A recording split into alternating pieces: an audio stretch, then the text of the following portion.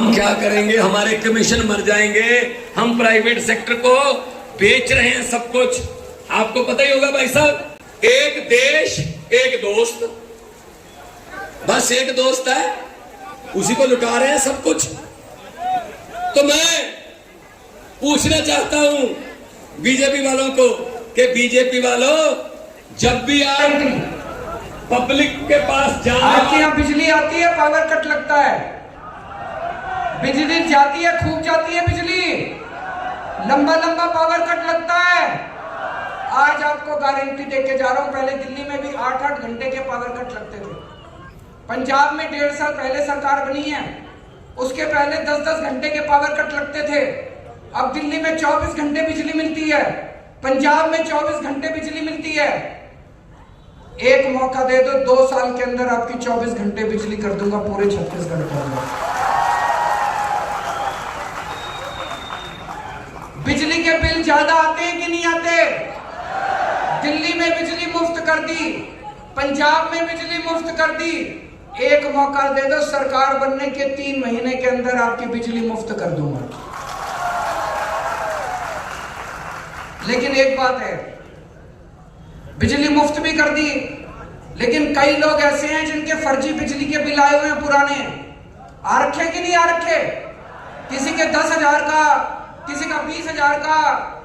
जब बिजली के बिल ठीक कराने जाते हो तो बाबू कहता है 5,000 रुपए दो, नहीं तो बिजली का बिल ठीक नहीं करूंगा। कहता है कि नहीं कहता? आपके 30 अक्टूबर, अभी जो 30 अक्टूबर आने वाली है, 30 अक्टूबर तक के सारे पुराने बिजली के बिल माफ कर देंगे और आगे आपके बिजली मुफ्त कर देंगे। दिल्ली में भी किया था, पंजाब में भी किया था। पंजाब में हमारी 16 मार्च को सरकार बनी थी, 31 दिसंबर तक के पहले जितने बिजली के बिल थे सारे माफ कर दिए, सारे जीरो कर दिए।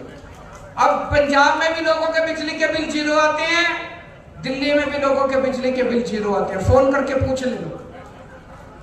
दूसरी गारंटी, शिक्षा की गारंटी। आपके बच्चे, मैं पूछना चाहता हूं, यहां पे कितने लोगों के बच्चे सरकारी स्कूल में पढ़ते हैं? हाथ खड़े करें। सरकारी स्कूल से खुश हो? खराब है सरकारी स्कूल? आपके बच्चे मेरे बच्चे, आपके बच्चों को मैं अपना बच्चा मान के, जैसी शिक्षा मैंने अपने बच्चों को दी है, ऐसे शानदार सरकारी स्कूल बना दूंगा। दिल्ली में सारे सरकारी स्कूल बदल दिए, पंजाब में सिलसिला शुरू हो गया, पहला सरकारी स्कूल अभी शानदार बनाया है। दिल्ली पंजाब के भी सारे स्कूल ठीक कर रहे हैं, छत्तीसगढ़ के सारे सरकारी स्कूल इतने शानदार बना देंगे, लोग अपने बच्चों को प्राइवेट से निकाल निकाल के सरकारी स्कूल में भर्ती करेंगे।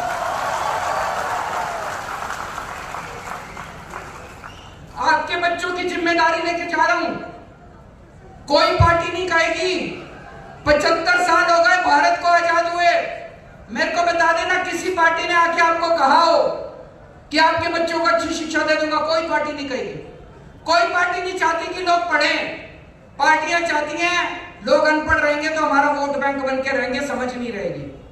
मैं चाहता हूं आपके बच्चे तरक्की करें, मैं चाहता हूं आपके बच्चों को इंजीनियर बनाऊं, डॉक्टर बनाऊं, वकील बनाऊं, आपके बच्चों को बड़ा आदमी बनाऊं। आपके बच्चे डॉक्टर बनेंगे, इंजीनियर बनेंगे, तभी तो गरीबी दूर होगी। होगी कि नहीं होगी? आपके बच्चों की जिम्मेदारी लेके जा रहा हूं, आपके बच्चों को अच्छी शिक्षा दूंगा। और जितने कच्चे टीचर हैं, सारे कच्चे टीचरों को पक्का करेंगे। अभी अभी भगवंत मान साहब ने 12,500 कच्चे टीचरों को पक्का किया है पंजाब के अंदर पिछले हफ्ते।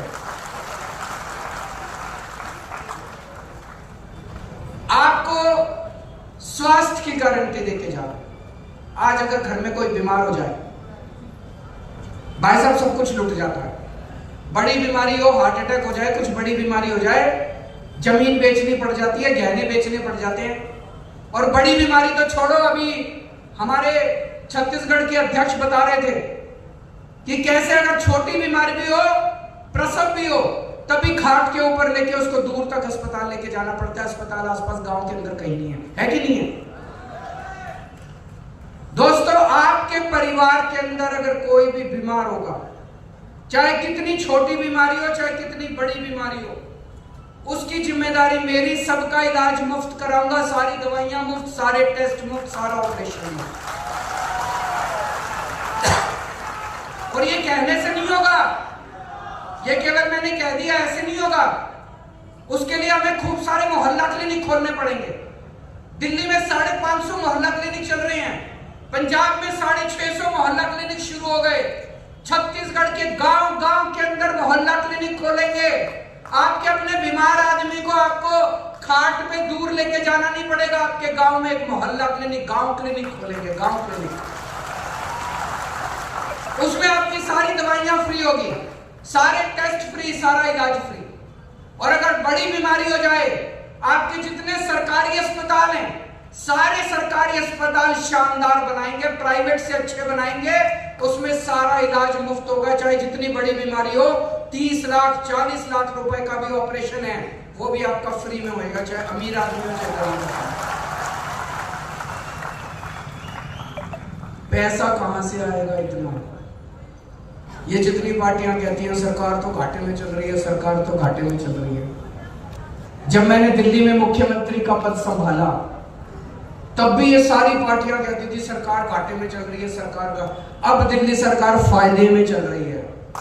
मैंने सबकी बिजली मुफ्त कर दी, शानदार स्कूल बना दिए, सबके बच्चों को फ्री में शिक्षा दे रहा हूं, सबका इलाज मुफ्त कर दिया। फिर भी मेरी सरकार फायदे में चल रही है, घाटे में नहीं चल रही। 1.5 साल पहले भगवंत मान साहब ने पंजाब का कार्यभार संभाला। उसके पहले सारी सरकार कहती थी 3 लाख करोड़ का कर्जा हो गया पंजाब पे, पंजाब सरकार घाटे में चल रही है, पैसा नहीं है करने के लिए। ये पैसा भी ले आया, पता नहीं कहां से लाया, और सबकी बिजली भी मुफ्त कर दी, 650 मोहल्ला क्लिनिक भी खोल दिए। अभी किसानों की फसल बर्बाद हुई थी, उनको खूब मुआवजा भी दिया। सारे काम कर रहा है, इसके पास तो पैसे की कमी नहीं है। क्यों? ईमानदार आदमी है। चांदी के गहने और ईमानदार सरकार की बड़े बेड, बहुत सामान इकट्ठा किया कि बेटी को देना है। एक रात पहले, अगले दिन बारात आनी थी, एक रात पहले डाकुओं को पता चल गया कि इस घर में माल है, शादी है, तो डाकू ट्रक लेके आए। उन्होंने लड़की वालों के सारे परिवार को एक जिंदा लगा दिया, ताला लगा दिया, और सारा सामान ट्रक में भर लिया, सोना चांदी सब। चलने से पहले डाकुओं का जो सरदार था उसने पूछा लड़की का परिवार कौन से कमरे में बंद है? वो कहते सरदार इस कमरे में है।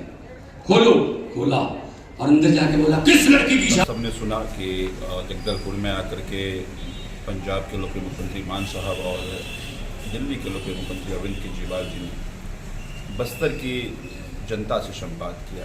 जैसा कि उन्होंने कहा कि सरकारें बहुत सारी आई और गई, लेकिन बस्तर का विकास नहीं हो पाया, बस्तर के लोगों की भलाई नहीं हो पाई, बस्तर दोहन का सेंटर बन के रह गया। बस्तर के जल जंगल जमीन पर सभी सरकारों की नज़र रही। तो ऐसे में आज एक पहले ही 9 गारंटी दे चुके थे, आज सबसे बड़ी गारंटी उन्होंने कहा कि हम पेशा कानून को इम्प्लीमेंट करेंगे, उसको मजबूत करेंगे। बिना ग्राम सभा की परमिशन से चाहे प्रधानमंत्री क्यों ना हो, उनकी ज़मीन, उनकी जल जंगल ज़मीन नहीं छीनी जाएगी। तो मुझे लगता है कि सिर्फ बहुत सारे, हम जब मैं जाता था अलग अलग गांव में जाता था, लोगों से बात होती, सब ये कहते थे कि आज जिस तरह से पेशा कानून को कमज़ोर करके जंगल को छीनने की जो साजिश की जा रही है, उससे बस्तर को बचाना है।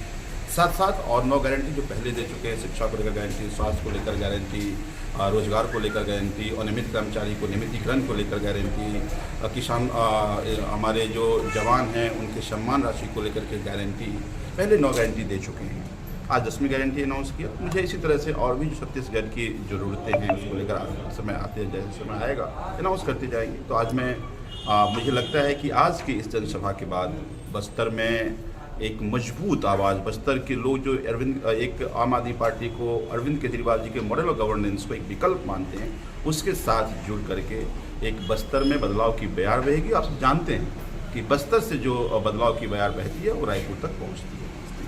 नए प्रत्याशियों की अभी तक कुछ लिस्ट वगैरह आ गई है। 10 लोगों की लिस्ट हमने जारी की थी, जिसमें 2 बस्तर से हैं। दंतेवाड़ा से हमने प्रत्याशी की घोषणा की है, हमने नारायणपुर से प्रत्याशी की घोषणा की है। बहुत जल्द ही हम आने वाले 5-7-10 दिन में हम फिर दूसरी लिस्ट भी जारी करेंगे। हमारी कोशिश है इस मंथ के अंत तक हम सब लोग छत्तीसगढ़ के कमोबेश जो हमारी सीट्स हैं उसको प्रत्याशी की घोषणा करेंगे। नाम की घोषणा कर सकते हैं क्या? नाम की घोषणा हमने किया है, 10 नाम की घोषणा हमने किया है, जिसमें बस्तर में 2 नाम हैं। दंतेवाड़ा से हमने बलूराम भवानी को हमने टिकट दिया है।